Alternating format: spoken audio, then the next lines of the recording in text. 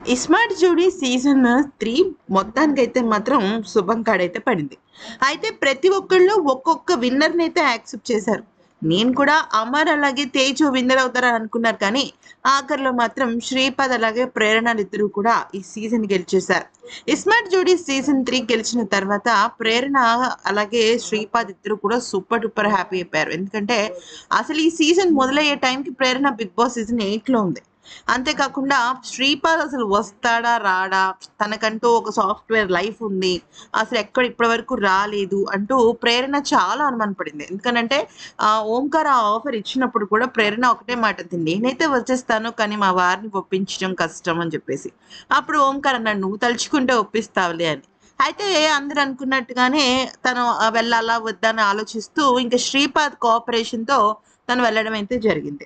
వెళ్ళిన తర్వాత చాలా యాక్టివ్‌గా బిగ్ బాస్‌లో ఎలా అయితే తన ప్రెజెన్స్ ఉందో, అలాగే శ్రీపాద్ ప్రెజెన్స్ ఉందో, ఇద్దరు కూడా ఇస్మార్ట్ జోడీలో బాగా ఆడారు. అయితే ఇక ఆఖరికైతే మాత్రం సీజన్ ట్రోఫీ గెలిచి విన్నర్స్‌గా నిలిచారు. ఈ క్రమంలో శ్రీపాద్ అలాగే ప్రేరణ దంపతులకి ఇంకొక అదిరిపోయే ఆఫర్‌నిచ్చాడు ఓంకార్. అదేంటంటే అక్షరాల 15,00,000 రూపాయలను వాళ్ళకి ప్రైజ్ మనీగా ఇవ్వడం జరిగింది.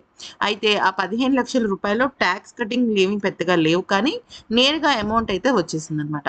అయితే నిజానికి బిగ్ బాస్‌లో టాప్ 4 కంటెస్టెంట్‌గా నిలిచిన ప్రేరణ అయితే టాప్ 4 కంటెస్టెంట్‌గా నిలిచిన ప్రేరణ తనకంటూ కొంత క్యాష్ అమౌంట్ ఏమైనా వస్తుందేమో అంటే బిగ్ బాస్‌లో జనరల్‌గా క్యాష్ మనీ, ప్రైజ్ మనీ కొంత డబ్బు తీసుకొని బయటకొచ్చేయటం అలాంటివి జరుగుతుంటాయి కదా! అలాంటివేమన్నా వస్తాయేమో అని ఆఫర్స్ ఎదురు చూసింది.